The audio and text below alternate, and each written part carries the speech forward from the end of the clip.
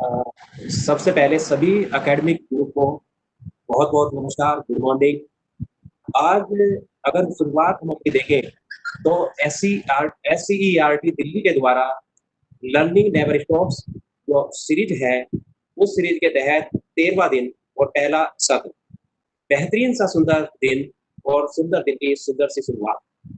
अगर बात आज हम थोड़ा-सा करें तो पूरे भारतवर्ष को अगर हम देखें, तो पूरे भारतवर्ष के अंदर आज एक नीड थी कोविड महामारी के समय कि सोशल डिस्टेंसेस का पालन किया जाए और सोशल डिस्टेंसेस को ध्यान में रखते हुए कैसे प्रत्येक डिपार्टमेंट, प्रत्येक सिस्टम अपना काम करे।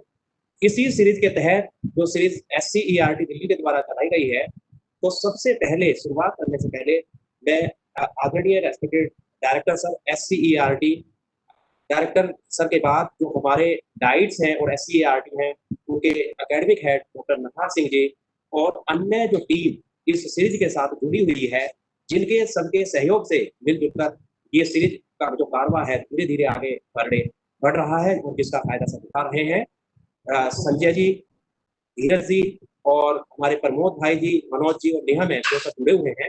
और इस सीरीज के अंतर्गत आज हमारे साथ पर डे कोई ना कोई स्पीकर रहते हैं। तो आज जो मौका है वो है डॉक्टर भारतेंदु गुप्ता जी का। और भारतेंदु गुप्ता जी जब चर्चा करेंगे तो आज चर्चा का विषय रहेगा जो आज की हमारी सबसे बड़ी जरूरत भी है, क्योंकि टेक्नोलॉजी जरूरी है और टेक्नोलॉजी का बेस है साइंस, विज्ञान। तो आज जो टॉपिक है पॉपुलराइजिंग साइंस अमंग लर्नर्स, या हम ये भी कह सकते हैं कि popularisation of science among learners. और लर्नर्स कहाँ होंगे? लर्नर्स हमारे विद्यालय के अंदर। तो अब थोड़ा सा और आगे बढ़ते हैं। अगर जो हमारे आज के स्पीकर हैं, क्योंकि सब्जेक्ट तो धीरे धीरे चलेगी कि हमारी नीड कितनी है, किस तरह की है, और जो हमारा टॉपिक है आज के समय में कितना सार्थक सिद्ध हो रहा है, तो इसको ध्यान में रखते हुए केवल मैं एक बात कहना चाहूंगा जो पुरानी मुझे ध्यान आ रही है। जब हम पढ़ते थे एज ए विद्यार्थी, अभी भी विद्यार्थी ही हैं साइंस के, तो उस टाइम ये कहा जाता था कि जिसके नंबर थोड़े ज्यादा तो वो साइंस लेंगे, उससे थोड़े से कम तो कॉमर्स लेंगे और उससे और थोड़े से कम तो आर्ट्स लेंगे। लेकिन इस बदलते हुए स्वरूप में, इस बदलते हुए माहौल में सब कुछ बदला। साइंस धीरे धीरे कम होती गई और कॉमर्स और ट्रेड में अपना स्थान ले लिया। तो इस बात को मैं इसलिए कह रहा हूँ, लेकिन साइंस की तो हमें फिर से जरूरत है। तो किस तरीके से हम साइंस को बढ़ावा करेंगे? जो हमारे स्पीकर हैं डॉक्टर भारतेंदु गुप्ता जी, पिछले 10 सालों से मैंने इनके साथ मिलकर काम किया है। तो जितना मैं समझ पाया भारतेंदु जी के बारे में, तो पहला अगर इनकी एकेडमिक बात करें तो आरआई अजमेर से आपने जो इंटीग्रेटेड कोर्स है बीएससी बीएड वो कंप्लीट किया। उसके बाद आपने मास्टर ऑफ एजुकेशन किया, फिर एक लंबी वो रही, फिर आपने एमफिल किया, एमए साइकोलॉजी किया। और ये सब करते करते क्योंकि आपका एकेडमिक टेस्ट है, आप रिसर्च से भी जुड़े रहे और बच्चों के साथ क्लास में जुड़े रहे, क्योंकि आपका एक्सपर्टाइज साइंस एजुकेशन है, क्योंकि आप साइंस से बैकग्राउंड रखते हैं। तो साइंस पढ़ाते पढ़ाते डाइट एससीईआरटी की बात करें तो दिल्ली के अंतर्गत चलने वाली विभिन्न डाइट्स में आपने काम किया है। और उन सभी डाइट्स के अंदर प्री सर्विस एजुकेशन जो है, या इन सर्विस एजुकेशन है, या रिसर्च की बात करें, या मटेरियल डेवलपमेंट की बात करें, आप उन सबसे जुड़े रहे। अब जैसा कि मैं देख रहा हूँ जो हमारे व्यूअर्स होंगे वो सब उनके सब्जेक्ट को सुनने के इच्छुक ज्यादा होते हैं। और अगर एक अच्छी फिल्म चल रही हो और उसके बीच में एडवर्टीजमेंट भी आ जाए तो किसी को पसंद नहीं आता। तो मैं भी अब ये चाहूंगा कि सबसे पहले अब हम डॉक्टर भारतेंदु गुप्ता जी से रिक्वेस्ट करेंगे और उनका स्वागत करेंगे कि वो अपनी बात को रखें और इस सब्जेक्ट के बारे में बताएं कि पॉपुलराइजेशन ऑफ साइंस जैसे धीरे धीरे कम हुआ था, तो कैसे इसको बढ़ाया जा सकता है। जैसा कि टॉपिक में भी है वाई एंड हाउ। अगर दो चीजें क्लियर जिंदगी में हो जाती है, वाई एंड हाउ, तो हमारा कारवा हर किसी का बहुत धीरे धीरे अच्छे से चल सकता है। तो मैं इन्वाइट करूंगा डॉक्टर भारतेंदु गुप्ता जी को, प्लीज आप अपनी बात को रखें और धीरे धीरे जैसा भी सेशन चलेगा तो उसके अनुरूप हम काम करेंगे। सभी व्यूअर्स को और बहुत बहुत शुक्रिया सुनील सर, आपने बहुत लंबी इंट्रोडक्शन दी मेरी, और ये आपका स्नेह है। आपका स्नेह ऐसा ही बना रहे उसकी मैं कामना करता हूँ।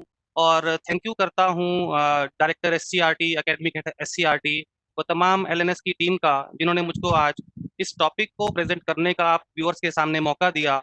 और कोशिश करेंगे कि किसी तरह से, जैसा सर ने कहा कि विज्ञान की पॉपुलैरिटी धीरे धीरे कम हुई है, जबकि विपरीत हम देखें तो विज्ञान की हमारे जीवन के हर पहलू में, हर क्षेत्र में, किचन से लेकर डेली जीवन से लेकर हर जगह साइंस की बहुत महत्वपूर्ण भूमिका है। यदि विज्ञान का ही प्रचार प्रसार नहीं होगा, विज्ञान ही लर्नर्स के बीच में पॉपुलर नहीं होगा, तो कौन विज्ञान पढ़ेगा और कौन फिर विज्ञान के प्रोडक्ट की बात करेगा, इनोवेशंस की बात करेगा। आज देख लीजिए आप, कोविड-19 का समय है, सब लोग अपनी-अपनी तरह से बचने की कोशिश कर रहे हैं, लेकिन एक नज़र हर वक़्त साइंस के साइंटिस्टों और मेडिकल साइंस के साइंटिस्टों पे है कि जितना जल्दी अगर वो वैक्सीन ला देते हैं, तो हम सबका जीवन बच जाए, हम इस महामारी से पार पा जाएँ। तो विज्ञान की बहुत महत्वपूर्ण भूमिका है। उसी के सिलसिले में हम बात करेंगे, कक्षाओं में विज्ञान पढ़ाया नहीं जा रहा है, ऐसा कोई कह ही नहीं रहा है। शिक्षक यथासंभव भरपूर प्रयास कर रहे हैं, लेकिन कहीं न कहीं कुछ कमी आ रही है। आज कोशिश करेंगे कि हम उसको देखने की कोशिश करें और एक कोशिश और महत्वपूर्ण करेंगे कि मैं स्पेशली वुड बी टीचर्स, हमारे डाइट के ट्रेनीज़ से कहना चाहता हूँ, एक परिदृश्य हम आज और रखेंगे, जिसमें भी चर्चा करेंगे, समझने की कोशिश करेंगे, कैसे संविधान की अपेक्षाओं से विभिन्न विषयों की अपेक्षाएँ जुड़ी हुई हैं और उन अपेक्षाओं को पूरा करने में कैसे हम कक्षाओं में महत्वपूर्ण भूमिका निभाएँगे, तभी अल्टीमेटली संविधान की अपेक्षाएँ पूरी होंगी। आइए धीरे-धीरे हम इस पे चर्चा शुरू करते हैं। कोशिश करते हैं कि आपसे हम जुड़े रहें और एक कनेक्ट होके बात करें। जैसा कि आपको टॉपिक नज़र आ रहा है, popularising science among learners, why and how. तो बड़े महत्वपूर्ण विषय हैं। यदि हम व्हाई, व्हाट और हाउ को किसी भी टॉपिक का डील कर लेते हैं, तो मान के चलिए कि उसके सब पहलू डील हो जाएँगे। फिर हमें उसमें बहुत ज़्यादा गहरे उतरने की ज़रूरत नहीं पड़ेगी। आपके सामने अभी अगर आप देख रहे हों, तो भारतीय संविधान का प्रस्तावना है, प्रिएम्बल है। इसमें बड़े स्पष्ट शब्दों में संविधान ने उसके नागरिकों से, देश के नागरिकों से जो उसकी अपेक्षाएँ हैं, उसके बारे में बड़े स्पष्ट शब्दों में लिखा है। हर नागरिक, हर व्यवस्था एक-दूसरे से जस्टिस कर पाए, सोशल जस्टिस कर पाए, इकोनॉमिक जस्टिस कर पाए, पॉलिटिकल जस्टिस कर पाए। सबको लिबर्टी हो अपनी बातों को रखने की, अपनी बातों को रखने से पहले बहुत गहरे से विचार करने की और अपने फेथ को और वर्शिप को प्रैक्टिस करने की।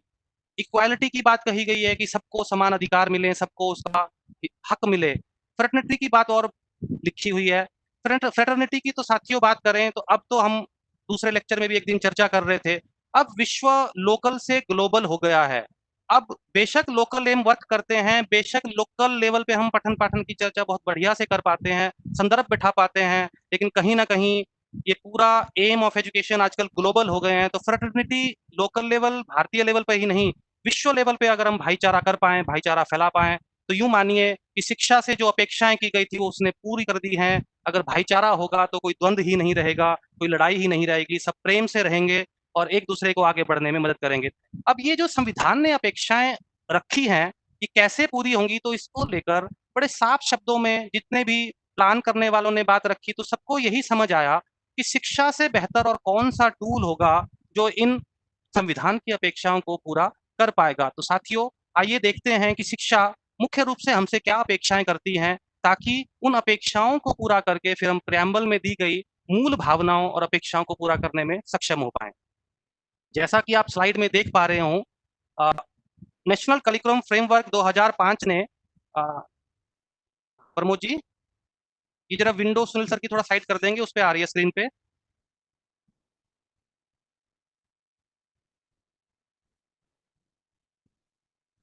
You, thank you, thank you. जैसा कि आप स्लाइड में देख पा रहे हैं, नेशनल करिकुलम फ्रेमवर्क 2005 ने उन्हीं संविधान की अपेक्षाओं को देखते हुए शिक्षा के कुछ उद्देश्य निर्धारित किए, ताकि जो अपेक्षाएँ वहाँ पर की गई हैं, वो बहुत अच्छे से पूरी हो पाएँ। तो पहली अगर आप अपेक्षा देख रहे हो, तो कमिटमेंट डेवलप करना नागरिकों में डेमोक्रेटिक वैल्यूज़ को लेके, इक्वालिटी को लेके, जस्टिस को लेके, फ्रीडम को लेकर और concern for other and human dignity, secularism को लेके, सभी मूल भावनाओं को लेकर शिक्षा के माध्यम से उन मूल भावनाएँ जो संविधान और प्रिएम्बल में दी गई हैं, उनको पूरा करने के प्रयास में शिक्षा ने पहला एम ही ये बनाया कि उन कमिटमेंट को हम किसी तरह से पूरा कर पाएँ। Fostering independent thoughts and action. साथियों, आप खुद में देखिए, आस-पास देखिए, आपको बहुत कम इंडिपेंडेंट थिंकर, बहुत कम इंडिपेंडेंट एक्शन करने वाले लोग मिलेंगे। तो शिक्षा ने आपको और हमको यह भी रास्ता सुझाया कि शिक्षा का प्रोसेस ऐसा हो कि हम स्वतंत्र रूप से विचार कर पाएँ, स्वतंत्र रूप से एक्शन कर पाएँ, सबकी वेल-बीइंग और भ्रातृत्व को साथ रखते हुए, सबके जस्टिस को साथ रखते हुए। एक बड़ा महत्वपूर्ण एम है, शिक्षा का प्रोसेस, शिक्षा का कंटेंट, शिक्षा की नॉलेज, जैसा कि एम्स लोकल से ग्लोबल हो गए हैं, तो नॉलेज का कहीं न कहीं एक्सप्लोजन हो रहा है।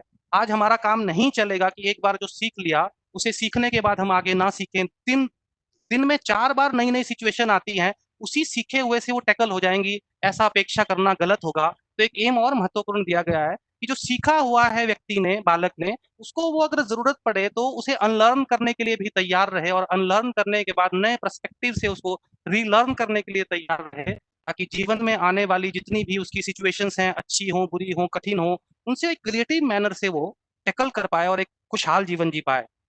आप देखते होंगे अपने चारों तरफ, बेशक भारत एक डेमोक्रेटिक कंट्री है, लेकिन कितने परसेंट लोग हैं जो इस डेमोक्रेटिक में प्रोसेस में प्रत्यक्ष या परोक्ष रूप से हिस्सा लेते हैं। शिक्षा ने बहुत कोशिश कर रही है और शिक्षा बहुत कोशिश कर रही है लगातार कि जो नागरिक है वो इस डेमोक्रेटिक प्रोसेस का एक महत्वपूर्ण हिस्सा बने, ना कि दूर बैठे दर्शक की तरह क्रिटिसाइज करता रहे, वो भी अपना कंट्रीब्यूट करे। एबिलिटी टू वर्क इतना अगर कर पा रहे हैं, इतना अगर देख पा रहे हैं, इतना संभव हो पा रहा है, तो अल्टीमेटली हम आने वाली पीढ़ी को इतना सक्षम भी बनाना चाहते हैं कि वो कहीं न कहीं इकोनॉमिक प्रोसेस में पार्टिसिपेट कर पाए और सोशल चेंज में महत्वपूर्ण भूमिकाएँ निभाए। लाइफ स्किल की डेवलपमेंट करना बहुत ज़रूरी है और above all holistic development of the future citizen that is child, अगर उसका हम सर्वांगीण विकास कर पाएँ, मन का विकास कर पाएँ, बुद्धि का विकास कर पाएँ, शरीर का विकास कर पाएँ, तो कोई बात नहीं रहेगी कि वो संविधान की अपेक्षाओं को पूरा ना कर पाए। धीरे-धीरे हम आगे बात करते हैं, विषय की तरफ बढ़ते हैं। अब आ जाते हैं इन अपेक्षाओं, चाहे वो संविधान की अपेक्षाएँ हों, चाहे फिर संविधान की अपेक्षाओं पे बनी हुई शिक्षा की अपेक्षाएँ हों, उन्हीं को पूरा करने के लिए स्कूल सिस्टम में बहुत सारे सब्जेक्टों का समावेश किया गया, नीट पे आधारित किया गया और एक ओवरव्यू को देखते हुए किया गया।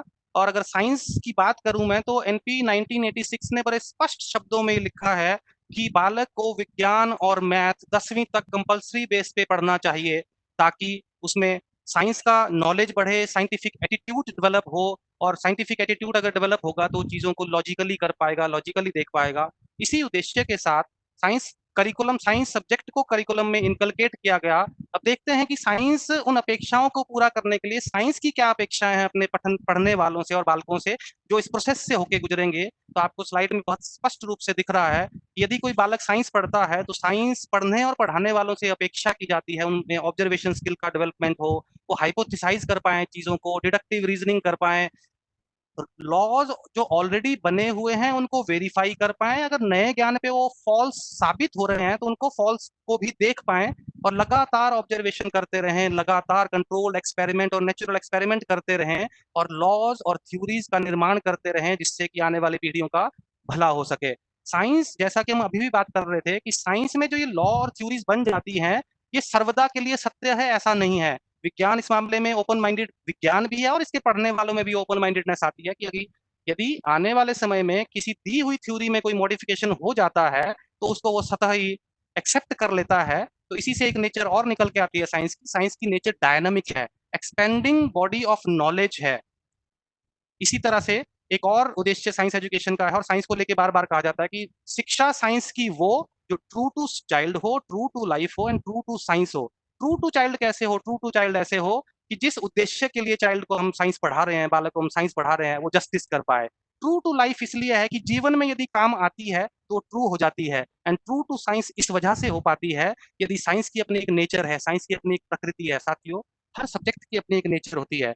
यदि वो ट्रू टू विज्ञान हो जाता है, ट्रू टू साइंस हो जाता है, तो हम कोई कोई कीमत पे हम अपने उद्देश्य को पूरे ना कर पाए, ऐसा हो ही नहीं सकता।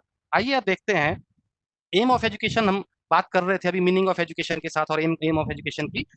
पढ़ने वालों को, लर्नर्स को विज्ञान के फैक्ट्स और प्रिंसिपलों का ज्ञान हो जाए, उनमें स्किल्स डेवलप हो जाएं ऑब्जर्वेशन के, मेथड एंड प्रोसेस को करने के, और साइंटिफिक जितना भी प्रोसेस है उसमें वो पारंगत हो जाएं।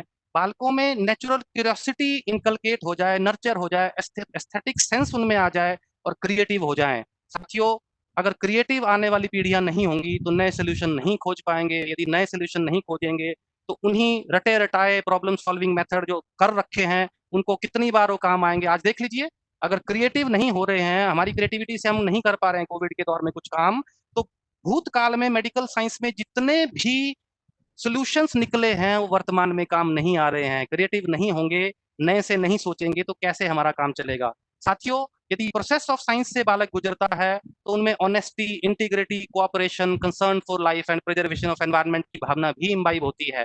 साइंटिफिक टेम्पर कल्टीवेट होता है, ऑब्जेक्टिवली वो सोच पाता है, क्रिटिकल थिंकर होता है, फ्रीडम फ्रॉम बाइसिस, प्रूजिड साइड बन जाता है और कहीं ना कहीं वो सुपरस्टिशन से दूर हटता है। अगर अगर अगर अभी आप देख रहे हो, कोविड काल को भी लोगों ने सुपरस्टिशन से जोड़ डाला है। कुछ राज्यों में करोना माता की पूजा शुरू हो गई है। तो अगर ऐसा होता रहेगा तो फिर वही झंझट बना रहेगा, फिर हम कैसे तरक्की करेंगे, कैसे आगे बढ़ेंगे, उसका तो फिर पता नहीं है। Relate to the environment, local as well as global, and appreciate the issues at interface of science and technology and science। इस तरह से इस स्लाइड में हम बहुत स्पष्टता से देख पा रहे हैं कि एक साथियों, और मैं आपसे बड़ी मजेदार चर्चा करता हूं कि अभी हमने 3 स्लाइड्स डिस्कस करी हैं। संविधान की प्रस्तावना, शिक्षा के उद्देश्य और उसके बाद विज्ञान के उद्देश्य। इन तीनों ही स्लाइड्स में आपको कहीं वो नहीं दिख रहा होगा जो क्लासरूम में होता है। क्लासरूम में तो कुछ और होता है। क्लासरूम में तो एक विषय पढ़ाया जाता है, एक टॉपिक पढ़ाया जाता है। मान लीजिए आज घुलनशील पढ़ रहे हैं, या मान लीजिए आज हम ट्रांसपिरेशन पढ़ रहे हैं, एक टॉपिक विशेष कवर होता है। तो ट्रेनिज के लिए मैं स्पेशली कहना चाहूंगा कि अगर इस कनेक्ट को आप बिठा पाओगे कि कक्षा में जो एक टॉपिक विशेष हो रहा है वो ultimately aim of science education से जुड़ा हुआ है। यदि एम ऑफ साइंस एजुकेशन पूरे हो जाते हैं तो एम ऑफ एजुकेशन पूरे होने की संभावना रहती है, और एजुकेशन ने अगर अपने उद्देश्य पूरे कर लिए तो संविधान में दी गई मूल भावना और अपेक्षाओं को हम पूरा करने में सक्षम हो ही पाएंगे। ट्रेनिंग से मैं स्पेशली रिक्वेस्ट करता हूँ इस कॉन्टेक्स्ट को जरूर समझें। बहुत बार हमको 12th किए हुए बच्चे डाइट में बहुत बार आते हैं, स्कूलों में आते हैं, तो मैं और आज के हमारे जो मॉडरेटर हैं सुनील सर है, मैं उनसे अक्सर लड़ता भी हूँ क्योंकि बड़े भाई की तरह है, झगड़ता हूँ और बार बार पूछता हूँ कि आखिर पढ़े क्यों, बच्चा क्यों पढ़े, स्कूल क्यों आए। यही सवाल मैं स्कूल में बच्चों से भी करता हूँ कि तुम क्यों पढ़ रहे हो, क्या तुम्हें पता है। तो बच्चे बहुत बार हंसते हुए कहते हैं सर कैसा सवाल पूछ रहे हो, सारी दुनिया पढ़ रही है, दादाजी पढ़े थे, पिताजी पढ़े थे, सब चारों तरफ पढ़ रहे हैं तो मैं भी पढ़ रहा हूँ। ये जवाब सुनने को मिलता है। तो इसका मतलब कहीं ना कहीं, और एक बात और कहते हैं सर नौकरी पानी है, अच्छे से सेटल होना है, इसलिए हम पढ़ते हैं। तो इन उत्तरों से कहीं ना कहीं हमको स्पष्ट होता है कि कक्ष में या प्रोसेस में कहीं ना कहीं इस ओर ध्यान देने की जरूरत है कि जो हम पढ़ रहे हैं उसका लास्ट उद्देश्य क्या है। अगर कक्षा में टॉपिक पढ़ रहे हैं तो टॉपिक का जो उद्देश्य है उसी से उद्देश्य जुड़ते हैं, सब्जेक्ट के उद्देश्य से जुड़ते हैं शिक्षा के उद्देश्य, और शिक्षा के उद्देश्य अगर पूरे हो पाते हैं तो हम प्रियम्बल के मूल भावना और उद्देश्यों को पूरा करने में सक्षम हो जाएंगे। ऑफ साइंस निकल के आ रही है, कुछ शब्द मैं आपके लिए पढ़ देता हूँ फिर हम आगे बढ़ेंगे। अगर विज्ञान कोई पढ़ता, अब इसे इसे और देखिए, एनपी 1986 ने कहा और आप स्कूल सिस्टम भी देख रहे हैं, कम से कम 10 साल तो बच्चा साइंस पढ़ता ही है स्कूल में। अगर 10 साल साइंस पढ़ता है और उसमें साइंटिफिक एटीट्यूड आ जाना चाहिए 10 साल में, तो वही अपेक्षा है, वही नेचर है साइंस की कि जो विज्ञान पढ़ता है उसमें साइंटिफिक एटीट्यूड आना चाहिए। जो विज्ञान पढ़ता है, विज्ञान के प्रोसेस से गुजरता है, उसमें इंटरेस्ट जगना ही चाहिए विज्ञान की विषय वस्तु को लेकर। ओपन माइंडेड हो जाना चाहिए, और ओपन माइंडेड कर देता है। जब नेचर की हम बात कर रहे हैं तो जो विज्ञान के प्रोसेस से गुजरेगा, 10 साल 15 साल विज्ञान पढ़ेगा, तो उसमें ओपन माइंडेडनेस आ जाएगी, डेवलप करता है, ऑनेस्टी क्रिएट करता है, क्रिएटिव हो जाते हैं बच्चे, dedicated to the process and dedicated to the system हो जाते हैं। और यदि खुद कुछ बच्चा कर पा रहा है तो उसमें सेल्फ कॉन्फिडेंस आ पाता है। साइंटिफिक मेथड से हम साइंस की विभिन्न थ्योरियों को वेरीफाई करते हैं या फॉल्सिफिकेशन करते हैं या नई थ्योरी का निर्माण करते हैं, तो साइंटिफिक मेथड में भी ट्रेनिंग प्रोवाइड कराता है। साइंस नेचुरल फिनोमिना को एस्टेब्लिश्ड लॉ के हिसाब से उसका व्याख्या देता है। Process of science is very important, and least last but not the least, science always remain in search of truth. और ट्रुथ क्या है साइंस के मुताबिक? ट्रुथ वो है जिसे हम दिए गए नियमों के आधार पर, किसी भी जगह दिए गए कंडीशंस के आधार पर वेरीफाई कर पाए, तो वो सर्वदा ट्रुथ है। उसको हम हर जगह वेरीफाई कर पाए, वही ट्रुथ है। तो इस ट्रुथ की verified, testified, justified truth, replicable truth की साइंस बात करता है, और अगर बालक इसे पढ़ता है तो उसमें इसके डेवलप होने के पूरे चांसेस रहते हैं। अब साथियों, अब यहाँ तक हमने बात करी कि विज्ञान पठन पाठन से बालकों में क्या जाना चाहिए, लेकिन आप खुद को देख सकते हैं, अपने साथियों को देख सकते हैं, अपने आसपास देख सकते हैं कि जो विज्ञान ने अपेक्षाएं रची थी, अपेक्षाएं रखी थी लर्नर से या लर्निंग प्रोसेस में भागीदारों से, कहीं ना कहीं वो उस लेवल पे पूरी नहीं हो पाई है जितना हमने सोचा था। और अगर आप देख रहे हो तो एक, अब आजाद हुए भी हमें एक लंबा समय हो गया है, बहुत सारे पॉलिसी डॉक्यूमेंट भी आ गए हैं। तो इसी के तहत एनसीएफ 2005 ने कुछ प्रॉब्लम्स लिखी हैं। ये नहीं है कि प्रॉब्लम है तो कक्षा में वो नहीं हो रहा है या कुछ भी नहीं हो रहा है, ऐसा बिल्कुल नहीं है। शिक्षक भरपूर जोर लगा रहे हैं, बालक अपनी तरफ से कोशिश कर रहे हैं, लेकिन कहीं कुछ कमी छूट रही है जो हमको बार बार साले जा रही है और साल रही है कि इतना मेहनत करने के बाद भी वो अचीव नहीं हो पा रहा है जिसकी अपेक्षा है। इतनी मेहनत अगर बेकार चली जाती है तो साथियों कष्ट होता है। तो एनसीएफ 2005 ने कुछ प्रॉब्लम्स रखी हैं जिसको मैं आपके सामने रखता हूं। सबसे पहली प्रॉब्लम है कि साइंस, अगर आप कल परसों भी देखते हो कि रिजल्ट निकला है, कल ही 12वीं का रिजल्ट निकला है, तो साइंस में बच्चा या बाकी सब्जेक्टों में जो बालक है खूब नंबर ला रहा है, खूब कॉम्पिटेंस भी डेवलप कर रहा है, लेकिन कहीं ना कहीं जिसकी समाज को जरूरत है, इन्वेंटिवनेस की जरूरत है, क्रिएटिविटी की जरूरत है, वो उस हद तक पूरी नहीं हो पा रही है। कुछ साथी हैं, कुछ लोग हैं, बहुत सा हिस्सा ये भी है, उन्होंने बहुत जोर लगा रखा है, उनकी इन्वेंटिवनेस और क्रिएटिवनेस की वजह से हमारा जीवन इतना सुलभ हो पाया है। अन्यथा अगर साइंस योगदान ना देता तो इस लेवल पे हम नहीं पहुंच पाते, खासकर जड़ संसार में, खासकर फिजिकल वर्ल्ड में, मटेरियल वर्ल्ड में। इन फ्लेक्सिबिलिटी इन स्कूल एजुकेशन, साथियों, ये साइंस की अगर आप प्रकृति की बात करेंगे तो साइंस एक प्रोसेस बेस्ड सब्जेक्ट है। मान लीजिए आपने बच्चों को ये कहा कि आइए आज हम जर्मिनेशन कैसे होती है, अंकुरण कैसे होता है अनाज में, चनों में, दालों में, उसको ऑब्जर्व करते हैं। तो साथियों, अंकुरण में समय लगता है, उसको भिगोना पड़ेगा एक रात, 10 घंटे, 12 घंटे, फिर उसको पानी से निकालने के बाद उसको एक उचित ताप पे रखना पड़ेगा, जरूरत पड़ी तो कपड़े में लपेटना पड़ेगा। तो प्रोसेस कुछ विज्ञान का ऐसा चलता है जो टाइम टेकिंग है, टाइम डिमांड करता है। लेकिन स्कूल सिस्टम काफी रिजिड तरह का नजर आता है, टाइम टेबल चलता है, 40 मिनट की क्लास होते ही दूसरा शिक्षक बाहर, कक्षा के बाहर मिलता है। तो अगर मान लीजिए कोई प्रोसेस कक्षा में चल रहा है तो उस प्रोसेस को पूरे किए बिना ही निकलना पड़ता है, तो लर्निंग का साइकिल कहीं ना कहीं टूटता है। एक और महत्वपूर्ण बात साथियों ऑब्जर्वेशन में आती है कि जब एक प्रोसेस में हमने बच्चे को डाला है, कोई हम एक्टिविटी कर रहे हैं कक्षा में, कुछ प्रयोग कर रहे हैं, कुछ किसी बात पे हम किसी ज्ञान को हमने बच्चों तक प्रसारित किया है, तो प्रेशर ऑफ करिकुलम सिलेबस इतना है, टाइम का इतना प्रेशर है कि हम फटाफट आगे अगले कॉन्सेप्टों को पकड़कर आगे से आगे भागते जाते हैं। जबकि बालक ये चाहता है कि जो उसने आज सुना है मैडम से या सर से, उसे अपने आसपास के वातावरण में वो ऑब्जर्व करे, उसे वो करके देखे, उसके उसके अंदर और गहरा जाए, ताकि उस कॉन्सेप्ट को ग्रास्प कर पाए और उसे अपने जीवन में ढालने के लिए कोशिश कर पाए। स्कूल सिस्टम में उसको ये टाइम नहीं मिल पाता है, ये भी कुछ वजह हैं जो साइंस में बच्चों का इंटरेस्ट नहीं जाग पाता है। Science is a subject of doing, not cramming और लर्निंग। साइंस में हम 100 से 100/100 नंबर ले आए और चार आसपास के फिनोमिनाओं के बारे में बात ना कर पाए, चार प्रोसेसेस को कर ना पाए, चार घटित होने वाले प्रोसेस का उत्तर ना दे पाए, तो इनजस्टिस करेंगे। तो साइंस डूइंग का सब्जेक्ट है और डूइंग कक्षाओं में उस लेवल की नहीं हो रही है जितनी होनी चाहिए। एक कॉन्स्टिट्यूशन में बड़ी महत्वपूर्ण बात लिखी हुई है, इक्विटी को लेके बात लिखी हुई है कि सबको समान अवसर मिलने चाहिए, समतापूर्ण अवसर मिलने चाहिए। वही विज्ञान में भी अपेक्षा की जाती है। एनसीआर बड़े स्पष्ट शब्दों में कहता है कि भारत डाइवर्स देश है, यहाँ पे इतनी इक्विटी से बच्चों को अपॉर्चुनिटी ही नहीं मिल रही है कि साइंस के प्रोसेसेस को वो प्रैक्टाइज करे, उन्हें देखे। सुविधाओं का इतना अभाव है, कहीं कहीं, कहीं कहीं तो टेक्स्ट बुक तक नहीं मिल पाती बच्चों को। तो इक्विटी का सपना साइंस एजुकेशन में भी एनसीएफ लिखता है कि अचीव नहीं कर पाए हैं, जो कि कॉन्स्टिट्यूशन में इंश्योर्ड है। ओवर पावरिंग एग्जामिनेशन सिस्टम, साथियों आप अपनी 2 पीढ़ियां देख लीजिए, 3 पीढ़ियां देख लीजिए, आपके आसपास एक ही चर्चा रहती है, सब्जेक्ट कोई भी हो, कितने नंबर आए, कितने नंबर आए। एग्जामिनेशन सिस्टम और उसके रिजल्ट का हम पे इतना प्रेशर है, शिक्षक से बात कर लो, अदर देन क्लास या कहीं और मंच पे बात कर लो, तो पेपर में ये सवाल आते हैं, सीबीएसई का पैटर्न ये हो गया है। पेरेंट्स से बात कर लो, एक ही सवाल अपने बालक से पूछते हैं, हाँ भाई कितने नंबर आए आपके।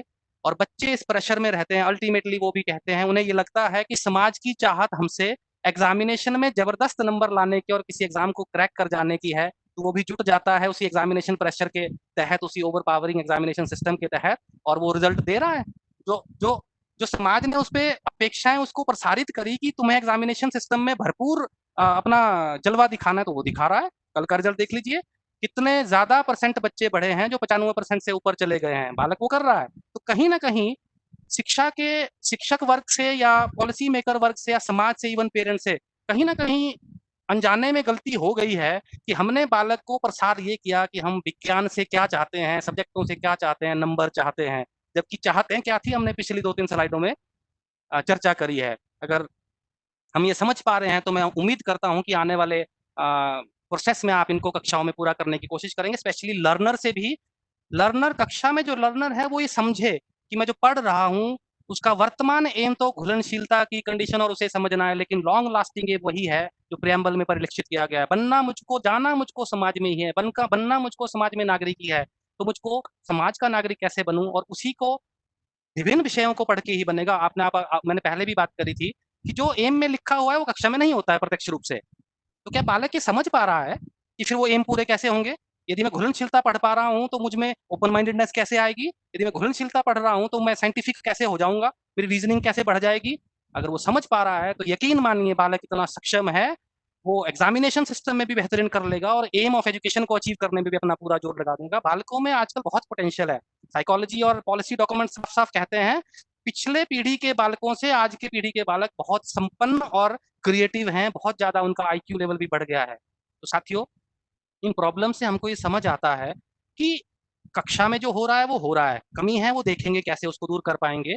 एक पहलू और इसमें जोड़ने की जरूरत हो रही है, यदि हम बालकों के मन में साइंस का इंटरेस्ट किसी तरह से जगा दें और उसको ये प्रसारित कर दें, उसको ये समझा पाएं, उसके सामने ये प्रदर्शित कर पाएं कि साइंस एक मजेदार सब्जेक्ट है, इसे पढ़ने से आनंद ही आनंद है, इसे पढ़ने से ज्ञान भी मिलेगा, नॉलेज भी मिलेगी, मेरे सोचने समझने की क्षमताओं का विकास भी होगा, मैं साइंटिफिक एटीट्यूड भी मुझ में डेवलप होगा, वैल्यूज भी डेवलप होंगी।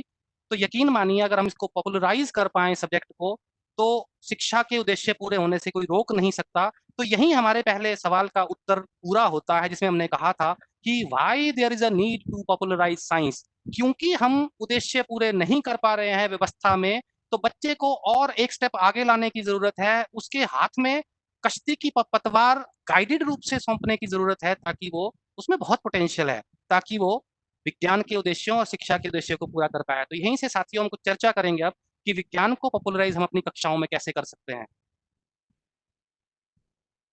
How to popularise science among learner, इसमें भी हम दो पहलुओं पे बात करेंगे कि डॉक्यूमेंट क्या कहता है, पॉलिसी डॉक्यूमेंट क्या कहता है, फिर हमारी और आपके जैसे शिक्षकों की या लर्नरों की क्या सोच है जिससे हम बालकों में विज्ञान को पॉपुलर कर पाए। एनसीएफ 2005 ने बड़े गाइडिंग प्रिंसिपल में बड़े साफ शब्दों में लिखा है, और उसका पंच लाइन भी है, paradigm shift from the rote memorisation to linking the knowledge with life.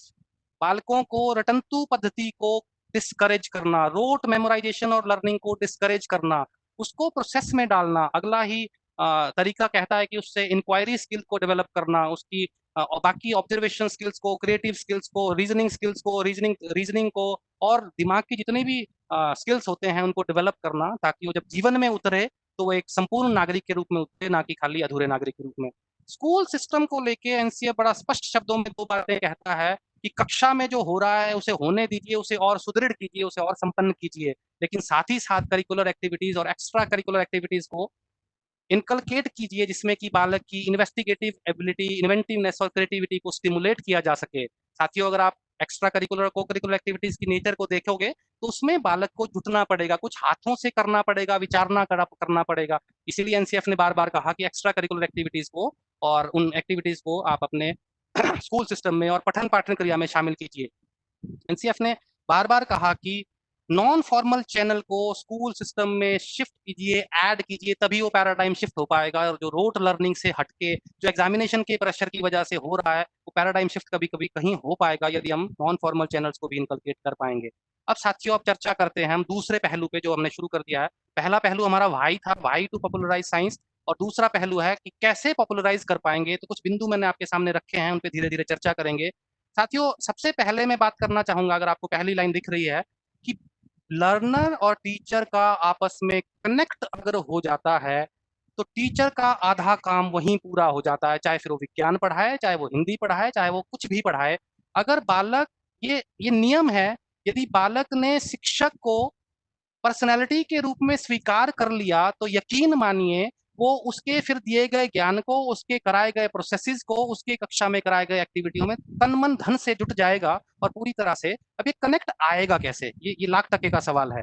Connect आने के लिए यूं समझिए कि बालक भी एक ह्यूमन है और टीचर भी एक ह्यूमन है। जब ह्यूमन ह्यूमन से ह्यूमन की तरह व्यवहार करेगा, प्रेम से बात करेगा, बालक को एहसास दिलाएगा कि इस लर्निंग की यात्रा में हम साथी हैं, ना कि मैं सुपीरियर तुम जूनियर हो, मैं कुछ साल पहले पैदा हुआ था इसलिए शिक्षक के पद पे हूँ, तुम अभी पैदा हुए हो तो लर्नर के स्थान पे हो, लेकिन हम दोनों ही इस यात्रा में भागीदार हैं, सहभागी है। यदि ये मैसेज बालक तक चला जाता है तो आपसे जुड़ता है। यकीन मानिए, एक बालक अगर आपसे जुड़ गया फिर तो आपके साथ वो चल लेगा, यात्रा में उड़ान भरेगा। दूसरा बिंदु साथियों है रोल मॉडल। आप देखते होंगे अपने आसपास, स्पेशली मैं विज्ञान को लेकर बात करूं, हमारे दो प्रभाव हम पे बहुत जोर से रहते हैं, बहुत अधिक रहते हैं। शिक्षक का भी ये मुद्दा है। विज्ञान शिक्षक भी कहीं बहुत बार विज्ञान वाले गुण प्रदर्शित नहीं कर पाता जब वो फील्ड में उतरता है, जब वो लाइफ में उतरता है।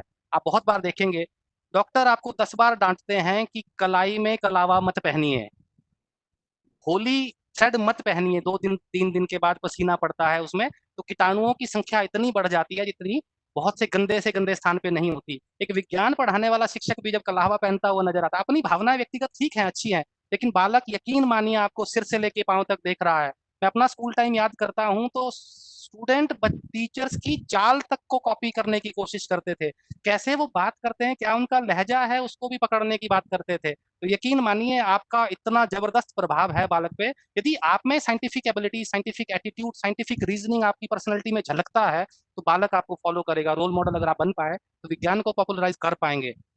अगला बिंदु है फैसिलिटेटर। साथियों, जैसे जैसे पेडागोजी की यात्रा आगे बढ़ी है, जैसे जैसे पठन पाठन के तरीके कक्षाओं में आगे बढ़े हैं, आज ये वक्त आ गया, जैसे मैंने पहले भी कहा था, ज्ञान का एक्सप्लोजन हो रहा है।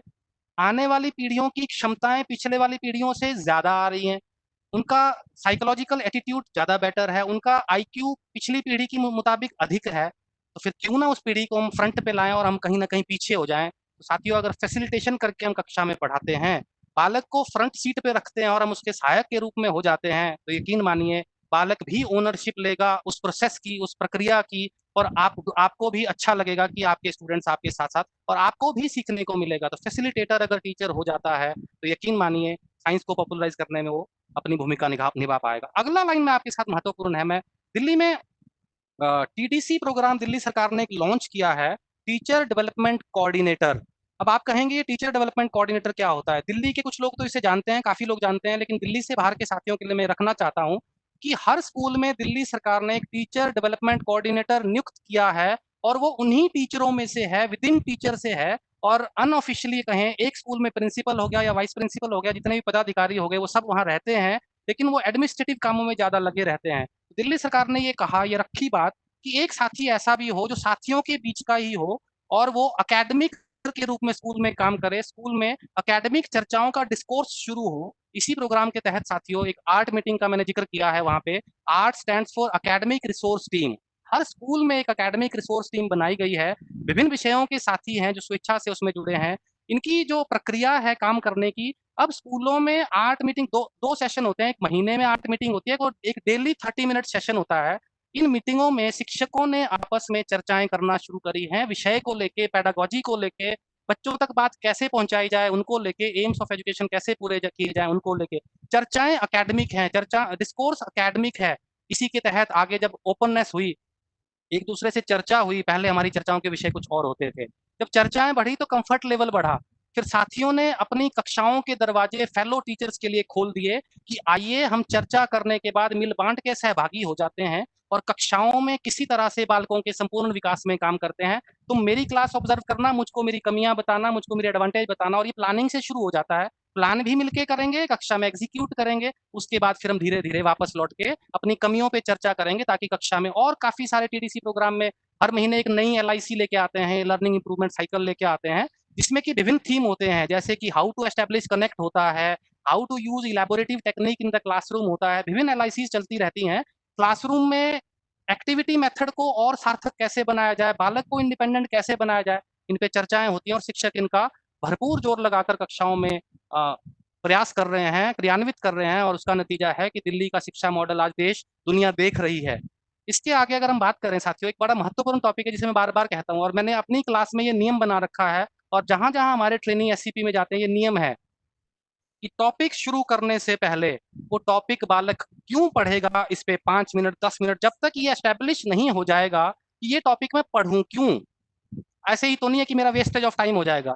अगर मैं ये क्लियर कर पाता हूँ उस विद्यार्थी को कि इस टॉपिक की तुम्हारे जीवन में ये सार्थकता है, इससे ये होगा, इससे ये होगा, यकीन मानिए बच्चे को लगेगा कि ये टॉपिक मेरा अपना है, वो उसको ओन करेगा।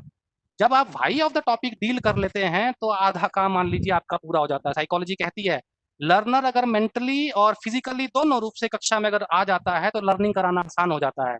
अगर वाई ऑफ द टॉपिक हम क्लियर कर देते हैं तो यकीन मानिए आधा काम हो जाता है।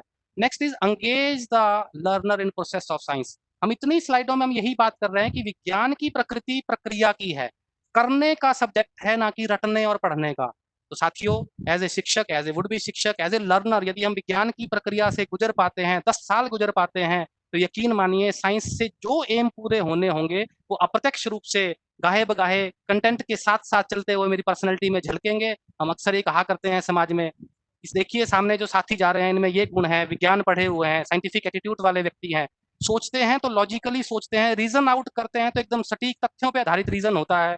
साथियों, 10-15 साल एक सब्जेक्ट पढ़ें और उसके गुण हम में ना आ पाए तो यकीन मानिए सारा प्रोसेस ही फेल है, कुछ नहीं हो सकता फिर तो। कोशिश कीजिए। और एक बड़ा मजेदार लाइन मैं आपके साथ शेयर करना चाहता हूँ जिसको मुझे सुनते ही बड़ा आनंद आता है कि सुना हुआ सुनाने के काम आता है और समझा और किया हुआ जीने के काम आता है। साथियों, अगर विज्ञान सुन सुन के और पढ़ पढ़ के पढ़ेंगे तो पेपर में लिखने के और सुनाने के ही काम आएगा, और अगर समझ के और एक्टिविटी और प्रोसेस से कर कर के विज्ञान करेंगे, उस प्रक्रिया से गुजरेंगे, यकीन मानिए साइंस ये दावा करता है मेरे प्रोसेस से अगर गुजर जाएगा तो तुझ में वो गुण आ जाएंगे जो मुझे पढ़ने से आने चाहिए। तो सुना हुआ सुनाने के काम आता है, समझा और किया हुआ जीने के काम आता है। साथियों, चर्चा आगे भी जारी रखेंगे। अब बात करते हैं कुछ तरीकों की जिनसे हम विज्ञान को पॉपुलराइज कर सकते हैं। तो हर कोई अपनी तरफ से कोशिश कर रहा है, भिन्न तरह से कोशिश कर रहा है। हम भी कुछ कोशिश करेंगे आपके सामने चर्चाएं रखने की, जिससे हम शुरू में एनसीएफ ने बड़े स्पष्ट तौर से लिखा कि नॉन फॉर्मल चैनल को इनकलकेट करना चाहिए। तो उसी के तहत कुछ नॉन फॉर्मल चैनल है, कुछ अन्य चैनल हैं। इसमें काफी सारे आपको नॉन फॉर्मल चैनल दिख रहे होंगे। सबसे पहले बात कर लेते हैं एक्टिविटी मेथड की। तो एक्टिविटी मेथड अगर जैसा कि साथियों आपको दिख रहा है, अगर साइंस, फिर वही बात आ गई, पढ़ा है, ये एक्टिविटियां सब एनसीईआरटी की किताबों में दी हुई हैं।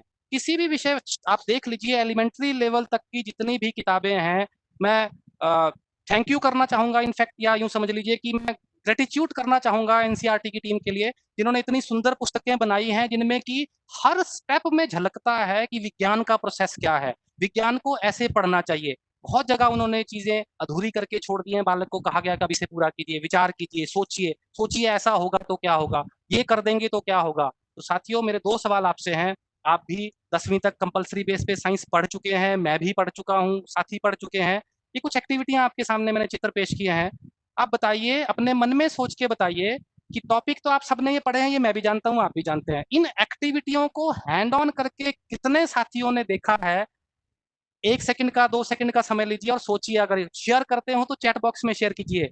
जिन्होंने प्रक्रिया कौशल से गुजरे थे, जो इस एक्टिविटियों को अपने हाथों से कर पाए, उनका लर्निंग का लेवल भिन्न रहा होगा। और जिन्होंने पढ़ा रटा और पेपरों में प्रोड्यूस कर दिया और जब जीवन में उतरे, फिर पता लगता है कि, एक आपसे मजेदार किस्सा शेयर करूं, कुछ साथी ये कहते हैं कि भैया ने इलेक्ट्रिकल इंजीनियर कर रखी है लेकिन घर में ट्यूब नहीं बदल पाते हैं। फिर स्थिति ऐसी भी आ पाती है। तो साथियों और शिक्षकों, मेरी आपसे रिक्वेस्ट है कि किताबों में दिए गए या अपने इंट्यूशन से, अपने विवेक से आप जितनी एक्टिविटी साइंस में हो सकती है, अगर आप पहली एक्टिविटी देख रहे हो तो एक्टिविटी पहले की जाएगी, कंक्लूजन बाद में किया जाएगा। पहले एक्टिविटी की जाएगी, फिर धीरे धीरे हम उसको क्या करेंगे, समराइज करेंगे, फिर रीजन आउट करके उसको कंक्लूड करेंगे। यही प्रक्रिया है।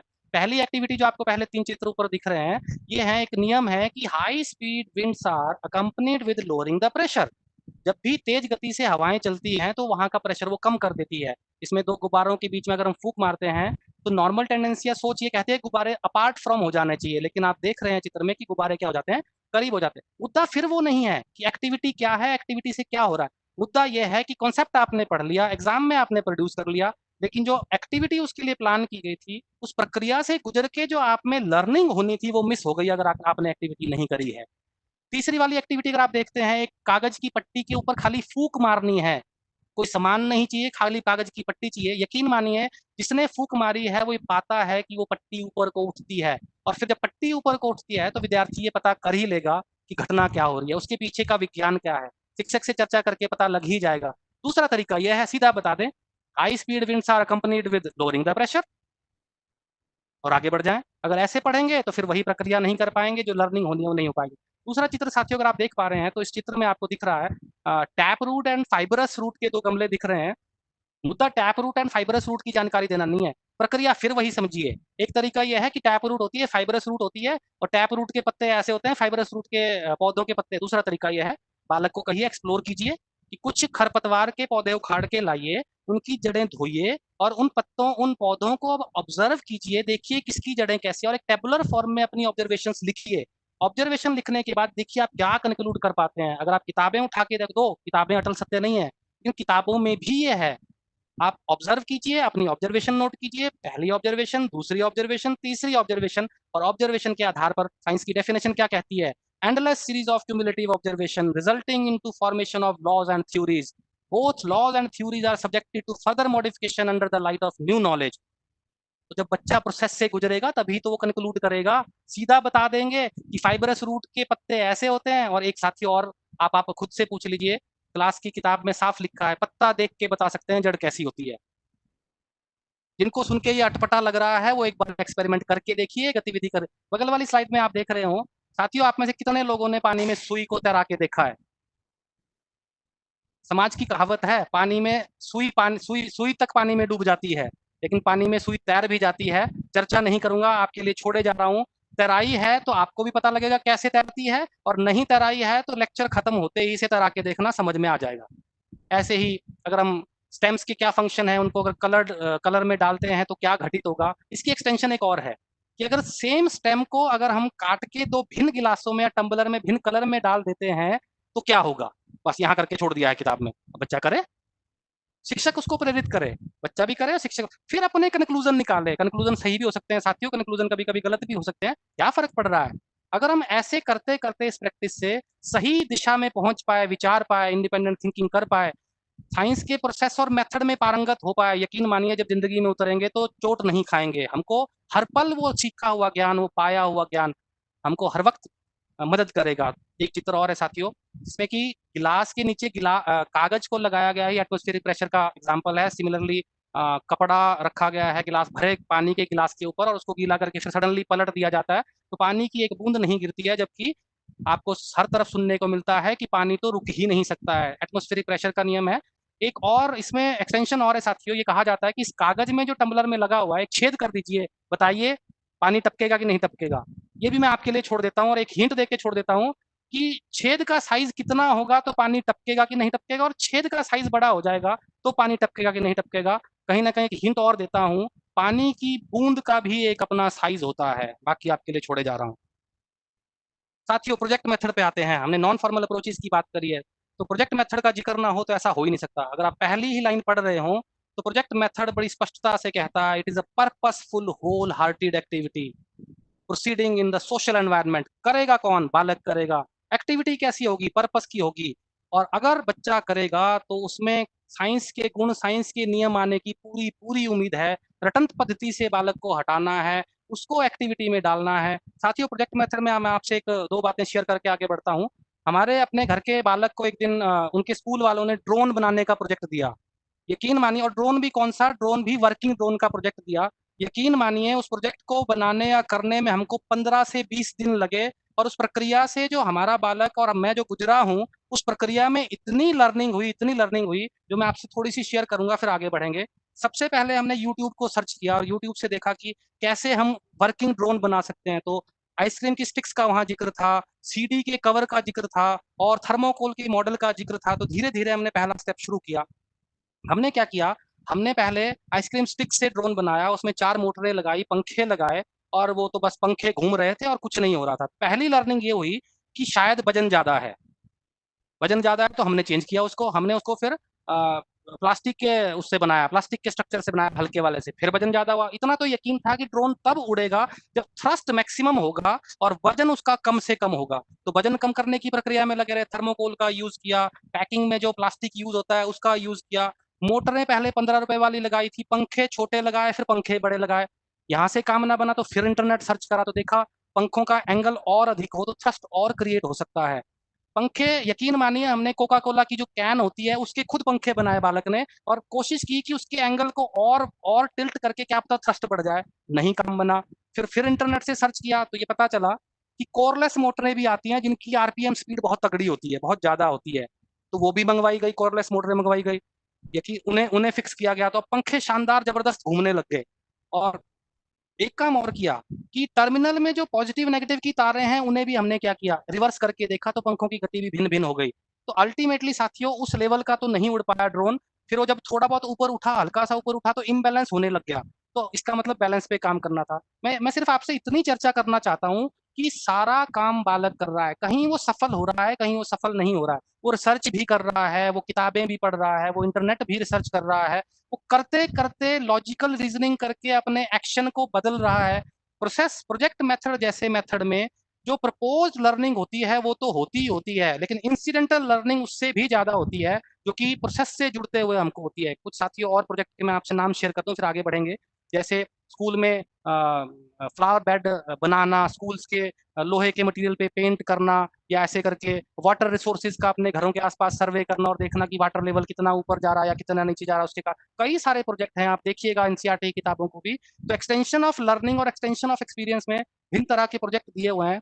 आपसे अनुरोध है, रिक्वेस्ट है, लर्नर से भी, शिक्षक से भी, पेरेंट से भी, कि उनको प्रोजेक्ट मेथड में सहायता कीजिए, उनके साथ जुट जाइए। यकीन मानिए आपकी भी लर्निंग होगी, क्योंकि आप और मैं भी तो उसी स्कूल सिस्टम से पढ़े हैं ना, जिससे जिससे दुखी होकर हम कह रहे हैं कि हमको पॉपुलराइज करने के लिए नॉन फॉर्मल चैनल का भी इस्तेमाल करना है, रटंत पद्धति से हटना है। हमने आपने रटंत पद्धति से पढ़ा क्या? हमारा बालक भी रटंत पद्धति से पढ़े? हमको हरगिज स्वीकार नहीं है। जीवन में जब हमारा बालक उतरे तो वो एक संपूर्ण नागरिक के रूप में हो और संविधान की अपेक्षाओं को पूरा करने लायक हो सके। साथियों, आगे बढ़ते हैं। फील्ड विजिट का जिक्र करना चाहूंगा इसी के तहत मैं आपके साथ। फील्ड विजिट को लेकर बहुत बार हम लोग ना मिसलीड करते हैं और खुद को भी मिसगाइड करते हैं कि चलो घूमने चलते हैं। मामला घूमने का भी है, लेकिन खाली घूमने का ही नहीं है। बच्चों को, ये दोनों के लिए बात कर रहा हूं मैं, स्कूल सिस्टम के लिए, शिक्षकों के लिए और पेरेंट्स के लिए भी। बालकों को कुछ ऐसी जगहों पे घुमाने ले जाइए, कुछ ऐसी जगहों पे विजिट के लिए ले जाइए जहां पे कि उनको अपनी कक्षाओं में पढ़ी गई गतिविधियों को प्रत्यक्ष रूप से देखने, एक्सप्लोर करने, वहां पे जाके चीजों को ऑब्जर्व करने, कंक्लूड करने, समराइज करने का मौका मिले। उनकी ज्यादा से ज्यादा सेंसेस का इस्तेमाल हो। साथियों, साइकोलॉजी साफ साफ कहती है, more the senses more the learning, more the child involve more the learning. बच्चा किसी तरह से अगर उसका इंटरेस्ट जाग गया, चाहे फील्ड विजिट से, चाहे प्रोजेक्ट मेथड से, फिर साथियों यकीन मानिए आपको खाली फैसिलिटेट करने की जरूरत है, वो सब चीज कर गुजरेगा। बालक का इंटरेस्ट अगर जग जाता है, बोटेनिकल गार्डन ले जाइए बालकों को आप, बायोडाइवर्सिटी पार्क ले जाइए, साइंस म्यूजियम ले जाइए, मदर डेयरी। हम एक बार हम डाइट के स्टूडेंट्स को मदर डेयरी ले गए। यकीन मानिए जो थैलियों में दूध आता है उसके बारे में मुझको वहां इतनी जानकारी हासिल हुई कि आज भी मैं साथियों से शेयर करता हूं। जैसे कि हम अक्सर क्या करते हैं, किताबों में खूब पढ़ा हुआ है हमने, हालांकि आगे के प्रोसेस भी दिए हुए हैं। दूध जब भी घरों में आता है, स्पेशली डेयरी का, तो उसको उबालते हैं। मेरा सवाल साथियों पहला यही है, क्यों उबालते हैं? दूध तो सीधा गाय से आ रहा है। तो आप करना और एक्सप्लोर करना, मैं हल्का सा हिंट देता हूँ। जानवरों को बहुत सारी बीमारियां होती हैं और वो कहीं ना कहीं बीमारियां उनके दूध के थ्रू भी पास ऑन होती हैं, तो उसको उबालने से हम उसको हाइजीनिक बनाने के लिए उसको उबालते हैं। तो पेस्चराइजेशन एक ऐसा शब्द है, फिर हमने थैलियों पे लिखा हुआ देखा हुआ होता है। पेस्चराइजेशन के बारे में उस फील्ड विजिट में पता चला, होमोजेनाइजेशन के बारे में उस फील्ड विजिट के बारे में पता चला।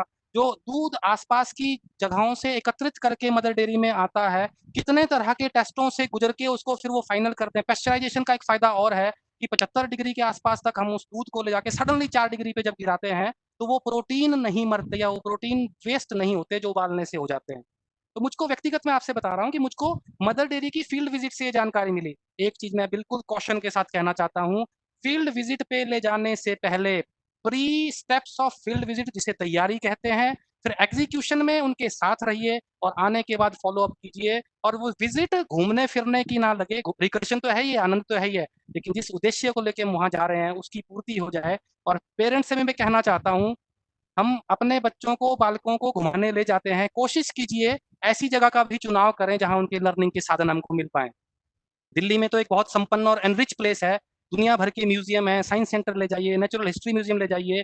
आप भी कोशिश कीजिए, आपके बालक को भी लगेगा मेरा पूरा ग्रुप मेरे साथ मेरी लर्निंग में सहभागिता के रूप में जुड़ा हुआ है, ना कि मैं अकेला हूँ। मेरे पेरेंट्स भी फैसिलिटेट कर रहे हैं, चाहे वहाँ घुमाने के लिए मेरे शिक्षक भी फैसिलिटेट कर रहे हैं।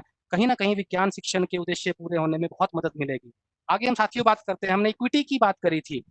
ICT in education, doctor Sunil का ही लेक्चर रहा आईसीटी इन एजुकेशन को लेके। इसमें खूब चर्चा करी थी, टेक्नोलॉजी इन एजुकेशन की नीड की बात करी थी, टेक्नोलॉजी का कैसे प्रयोग कर सकते हैं।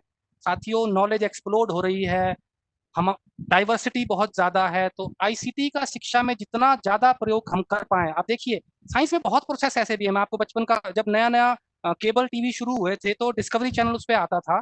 डिस्कवरी चैनल पे हमने कुछ ऐसी सीरीज देखी कि उसमें देख के हम वो चीजें देख पाए जो अन्यथा आंखों के लिए विजिबल होना पॉसिबल ही नहीं है।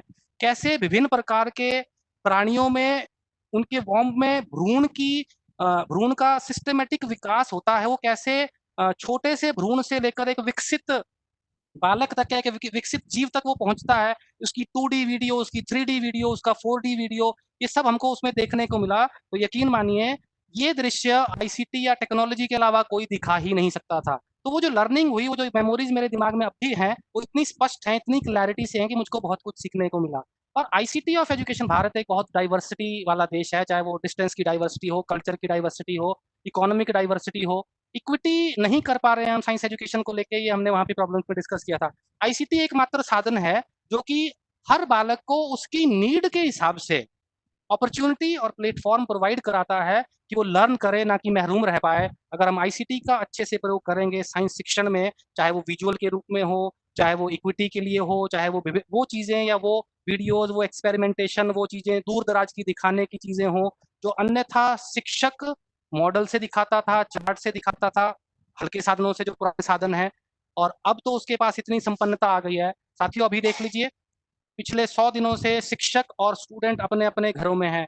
शिक्षा व्यवस्था किसी तरह से परेशान हो रही थी कि कैसे बालकों के सर्वांगीण विकास में या विज्ञान को उनसे चर्चा की जाए, सब्जेक्टों की चर्चा की जाए। देखिए, फिर तकनीकी ने हमको उत्तर दिया, ऑनलाइन क्लासेस शुरू हैं, हर व्यक्ति घर में बैठकर अपने शिक्षक से जुड़ा हुआ है। तो आईसीटी चीज़ों को रोचक, मज़ेदार और पॉपुलराइज करने में तो मदद करती है। इक्विटी जैसे जो एम्स कॉन्स्टिट्यूशन में एंशरीन्ड है, उनको भी पूरा करने में हमारा भरपूर सहयोग देती है। आगे बढ़ते हैं साथियों। ये साइंस क्लब और साइंस फेयर का जिक्र है, जिसमें कि हम चर्चा कर सकते हैं कि कैसे हम इसमें, फिर वही बात आ गई, इन सब, चाहे साइंस क्लब हो चाहे साइंस फेयर हो, ये सारे वो नॉन फॉर्मल चैनल्स हैं जिनके माध्यम से हम बालक को वो प्लेटफॉर्म प्रोवाइड कराते हैं जिसमें वो साइंस के प्रोसेस स्किल से गुजरे और स्वयं लर्न करे धीरे धीरे, जिसे हम देसी भाषा में, आपस की भाषा में कहते हैं, धक्के खा खा के सीखे, पूरा वो उस प्रक्रिया में रमे और वो भी सीखे जो कक्षा में बताया नहीं जाता, वो भी कंक्लूड करे जो कि शिक्षक क्लास में नहीं बता पाता, वो भी ऑब्जर्व करे अपनी आंखों से। तो आप कुछ एक चित्र देख रहे होंगे इसमें लेफ्ट राइट, बिल्कुल लेफ्ट में डाइट के स्टूडेंट्स का एक फोटो है। स्टेट लेवल पे दिल्ली में साइंस फेयर हुआ था, उसमें हमारे स्टूडेंट्स ने पार्टिसिपेट किया था। मैं उनकी कुछ लर्निंग आपके साथ शेयर करना चाहता हूँ। पहले जब बच्चों को चुनने की बात आई कि आपको एग्जिबिट लेके जाना है साइंस फेयर में, तो बहुत सारे लोग बच्चे पीछे हट गए। नहीं नहीं नहीं नहीं सर। मैं क्या, भाई क्या हुआ? कह रहे सर काम करना पड़ेगा, मेहनत करनी पड़ेगी। देखिए, वो रटन पद्धति ने हमको कहाँ पहुंचा दिया। हम कंफर्ट जोन में जीना चाहते हैं, किताब पढ़ें, पेपर दें, आगे बढ़ जाएं, इसमें काम करना पड़ता है। आपको ये भी चुनना पड़ेगा बेस किसका बनाना है, आपको ये भी चुनना पड़ेगा मोटर कौन सी लगेगी, आपको ये भी चुनना पड़ेगा। तो उस प्रक्रिया में 2 से लेके 4 दिन जब बच्चे गुजरे, मैं बीच-बीच में उनके पास जाता था, उनसे चर्चा करता था क्या हुआ, कहाँ पहुँचे। तो बच्चे 1 दिन परेशान रहे, 2 दिन परेशान रहे, लेकिन उन्होंने फिर ग्रुप में आपस में सर्च किया कैसे होगा। तीसरे दिन के बाद वो कहने लगे सर मज़ा आ रहा है, सर मज़ा आ रहा है। और जब ये एग्ज़िबिशन खत्म हो गया तो मैंने उनसे फिर यही सवाल पूछा। मैं कहा पिछले 10 दिन को याद करो, ये 10 दिन तुम्हारी ज़िंदगी में कैसे बीते और पिछली 12 साल की ज़िंदगी कैसी बीती? अगर उनमें तुलना करके कुछ बता सकते हो तो मुझसे शेयर कीजिए। तो बालकों ने बिल्कुल खुश मन से कहा कि सर ऐसा लग रहा था कि हम दिन रात ना उसी प्रोजेक्ट में डूबे हुए हैं। सोते थे तो सोच रहे थे, बाजार में कोई चीज़ दिखती थी तो ये निगाह जाती थी, यार ये वाली तार तो नहीं मेरे मॉडल में लगेगी, यार ये वाला प्रोसेस तो नहीं होगा, अगर पानी चढ़ नहीं रहा था किसी मोटर से तो क्या करूँ यार, इसका प्रेशर बढ़ाऊँ, करंट बढ़ाऊँ, क्या करूँ? हम हर वक़्त सोचते रहते थे। साथियों, यही करना है। बालक ऐसा अगर कर गुज़रा, ऐसा अगर वो कर लिया उसने। साइंस क्लब्स की बात करें, दिल्ली के तमाम स्कूलों में आजकल क्लब्स को इंट्रोड्यूस किया गया है, literary club, science club, mathematics club. Club की जैसे ही हम अवधारणा की बात करते हैं, तो क्लब हमको फ़िल्मों से सुना हुआ, मैं व्यक्तिगत बात करूँ तो फ़िल्मों में सुना हुआ शब्द लगता है कि रिक्रिएशन जहाँ हो सके, थोड़ा आनंद आ सके। अच्छी बात है। ऐसा एक जगह, ऐसा एक प्लेस जहाँ पे बालक जाए तो उसको आनंद भी आए, रिक्रिएशन भी हो और साइंस से इंटरैक्ट करने के साधन भी हों, एग्जिबिट भी हों, कुछ मशीनरी भी हो, कुछ टीएलएम्स भी हों, ऐसे करके बहुत सारे साधन अगर वहाँ पे हों। और एक बात और ध्यान रखिए साथियों आप, अगर बालक इन नॉन फॉर्मल अप्रोचेज़ में अपनी भागीदारी निभाना शुरू करता है, तो वो मन से वहाँ जाएगा। क्लब तो स्कूल में एस्टेब्लिश है ही है, लाइब्रेरी स्कूल में एस्टेब्लिश है ही है। एक होता है कि पीरियड है तुम्हारा तब तुम्हें वहाँ जाना है, एक है कि साइंस क्लब वहाँ पे अवेलेबल है। जब वो अपने मन से बिना क्लास के वहाँ आया हुआ है तो यकीन मानिए वो वहाँ पे रिक्रेशन के लिए आया है, वो सीखने के लिए आया है, मन से आया है। कुछ भी ऑब्जर्व करे, कुछ भी करे, कुछ ना कुछ सीखेगा, प्रक्रिया से गुजरेगा। तो यकीन मानिए साइंस के ऑब्जेक्टिव पूरे होंगे और साइंस को पॉपुलर होने से कोई भी रोक नहीं पाएगा। तो अपनी बातों को इसी के आसपास रखते हुए मैं थोड़ा-सा बस ये बात कह के यहीं पूरी करना चाहता हूँ अपनी बात, कि यदि किसी तरह से हम रटंत पद्धति से पेपरों के, एक मज़ेदार बात तो ये कहते हैं कि सर नंबर तो बहुत ज़रूरी हैं, बिल्कुल ज़रूरी हैं। तो मैं लर्नर से और शिक्षकों से यही कहना चाहता हूँ कि अगर मार्केट गवर्न्ड मार्क्स की अगर ज़रूरत हमको पड़ रही है, यकीन मानिए अगर आप प्रोसेस से बालक को गुजारेंगे, तो उसकी लर्निंग गहरी होगी। अगर लर्निंग गहरी होगी, तो पेपरों में रिज़ल्ट आना भी बाय डिफ़ॉल्ट है। उसके लिए स्पेशली तैयारी नहीं करनी पड़ेगी। अभी तो सारी तैयारी किसके लिए है? एग्जाम में जलवा दिखाने के लिए। अगर हम लर्निंग पे फोकस करेंगे, विज्ञान को पॉपुलराइज कर पाएंगे, यकीन मानिए, हम डाइट में अक्सर ये बात करते हैं, बच्चों से ये बात करते हैं, enjoy the process, result will be by default. Desired result आएंगे, बाय डिफॉल्ट आएंगे, चाहे वो नंबरों के रिजल्ट हो, चाहे वो एम ऑफ एजुकेशन के रिजल्ट हो, चाहे वो संविधान में दी गई मूल भावनाओं को पूरा करने के रिजल्ट हो। प्रोसेस को बस एक बार एंजॉय कर लीजिए, इसी से विज्ञान पॉपुलर होगा, और कोई चारा नहीं है हमारे पास। ये कुछ रेफरेंसेस हैं साथियों, जहाँ से हमने ये पीपीटी बनाने में मदद ली है और लर्निंग करी है। और इसी के साथ अंत में सिर्फ इतना कहना चाहूंगा कि अगर हम विज्ञान शिक्षा को true to child, true to life और ट्रू टू साइंस बना देंगे, कोई शक्ति ऐसी नहीं है जो हमको विज्ञान को पॉपुलराइज करने में और संविधान में दी गई मूल भावनाओं को पूरा करने से रोक पाएंगी। बहुत बहुत शुक्रिया साथियों। सुना हुआ सुनाने के काम आता है, समझा और किया हुआ जीने के काम आता है। आखिर पढ़ लिख के जाना तो हमको जिंदगी में ही है, उतरना तो जिंदगी के समंदर में ही है। तो अगर हमारी पढ़ाई वहां काम आती है तो सार्थक होगी, काम नहीं आती है तो साथियों मैं कुछ नहीं कहना चाहता। सभी अपनी अपनी सोच के साथ बने रहें। बहुत बहुत शुक्रिया, नमस्कार। थैंक यू भारतेंद्र जी, इतना बेहतरीन प्रेजेंटेशन आपने दिया है, क्योंकि बहुत बारीकी से मैंने एक एक चीज को ऑब्जर्व किया, और जो चैट बॉक्स है, चैट बॉक्स को भी पूरी तरीके से देखा, और चैट बॉक्स में मैंने डबल देखा क्योंकि कुछ मैसेज मोबाइल पे भी आ रहे थे जिसने डिस्टरबेंस भी पैदा किया बीच में। तो केवल सबसे पहले मैं एक बात कहना चाहूंगा कि आपके प्रेजेंटेशन को सुन के मुझे बड़ी खुशी हुई, क्योंकि एक उदाहरण ऐसा दिया जा सकता है कि बच्चे घुमन हेड़ा से लेके दिलशाद गार्डन तक चैट बॉक्स में नजर आते हैं जो कि जुड़े हुए थे।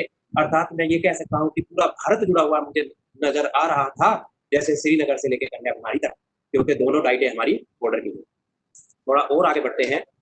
अगर मैं, क्योंकि आपका प्रेजेंटेशन बहुत क्लियर था, लेकिन एक साथी ने एक सवाल किया है कि लर्निंग बाय डूइंग, तो जो आपने चर्चा की, तो इस लर्निंग बाय डूइंग में क्लासरूम के अंदर क्या सबसे बड़ी प्रॉब्लम आती है और उसका समाधान क्या हो सकता है? साथियों, विज्ञान की प्रकृति से मैंने आपसे बात करी है, विज्ञान की प्रकृति ही करके सीखने की है। अगर हम कक्षा में एक्टिविटीज कर पाते हैं, लर्निंग बाय डूइंग से सीख पाते हैं, तो मुख्य परेशानियां सिर्फ ये आती है कि आपको उस व्यवस्था से मैनेज करना पड़ता है जो एक्टिविटी से जुड़ी है, फ्लेक्सिबिलिटी टाइम नहीं देती है।